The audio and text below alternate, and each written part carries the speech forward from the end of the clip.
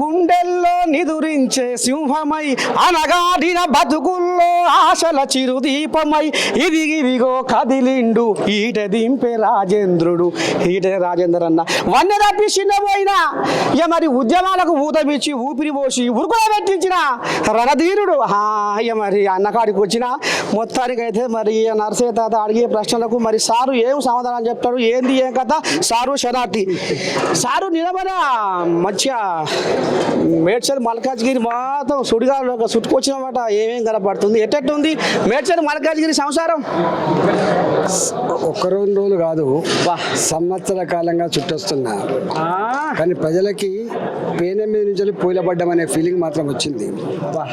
ఒకనాడు పేదలు పొట్ట చేత పట్టుకొని వస్తే ఈ ప్రాంతం అంతా ఆశ్రయం ఇచ్చింది. కానీ వాళ్ళ రేవంత్ రెడ్డి వచ్చిన తర్వాత 40 ఏళ్ళ క్రితం 50 ఏళ్ళ క్రితం కట్టుకున్న కాలనీలు ఇలా గూడు చెదరగొట్టి రోడ్డు మీద పడేసేటువంటి నీచమైన పరిస్థితి కనబడుతోంది.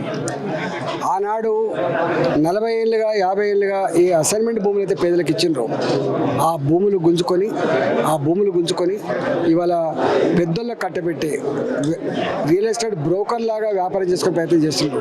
దానికి వ్యతిరేకంగా హైడ్రా అనేటువంటి దరిద్రపు చట్టం తెచ్చి ఇది బఫర్ జోన్ అని ఇది ఎఫ్టీఎల్ అని చెప్పి కట్టుకున్న ఇండ్లే కళ్ళ ముందు కూలగొడుతున్నప్పుడు వాళ్ళు పెట్టిన కన్నీళ్లకు పరిష్కారం కావాలని చెప్పి కొట్లాడినాం. అంతేకాకుండా అనేక సంవత్సరాలుగా పరిష్కారం కానటువంటి అనేక సమస్యల మీద ప్రతినిత్యం వాళ్ళ వెంట ఉండడమే కాకుండా వాటి పరిష్కరించుకున్నటువంటి దాఖలాలు కూడా ఉన్నాయి. అందుకనే 11 సంవత్సరాలుగా మోడీ గారి పరిపాలన ఏ ఫలితాలను అయితే ప్రజానికానికి అందించిందో కళ్ళ ముందు కనపడుతూ ఉన్నాయో అవన్నిటి ఆవిష్కరణ నిలయమే 22వ తారీఖున జరిగినటువంటి ఈ ఎగ్జిబిషన్. కాబట్టి మల్కాజ్గిరి ప్రజలంతా కూడా తరలి వచ్చి గొప్పగా దీన్ని విజయవంతం చేసి భోజనం చేయాల్సిందిగా నేను అప్పీల్ చేస్తున్నాను.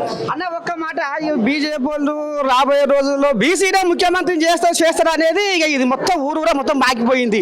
కానీ మరి ఇప్పుడు పెద్ద మనిషి మరి వాళ్ళు ఈ కాళేశ్వరం కథ మీద ఏదో కథ జరిగింది, ఇది కమిషన్ల కకృతి, కమిషన్లకు ఆశపడి కాళేశ్వరం కట్టిరనే మోదీ అమిత్ షా అన్నాడట.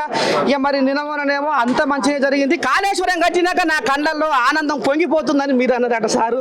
ఇక మరి ఎందుకంటే తేడా చేయరా ప్రాజెక్టులు కట్టవలసిన బాధ్యత ఏ ప్రభుత్వానికైనా ఉంటుంది. ఇలా ఈ కేసీఆర్ కొత్తగా మొదలుపెట్టలేదు. ప్రాజెక్టుల కట్టడం అనేది ఒక నాగార్జున సాగర్ నెహ్రూ కాలంలో కట్టబడ్డది, ఒక పోచంపాడు ప్రాజెక్ట్ కట్టబడ్డది, ఇవాళ ఎల్లంపల్లి ప్రాజెక్ట్ కట్టబడ్డది, ఇవాళ అనేక ప్రాజెక్టు కట్టబడ్డాయి. రాజశేఖర గారి పీరియడ్లో కూడా జలయజ్ఞం పేరిట అనేక ప్రాజెక్టులు కట్టడం మొదలైంది. కేసీఆర్ గారి పేరిట కూడా కట్టబడ్డాయి.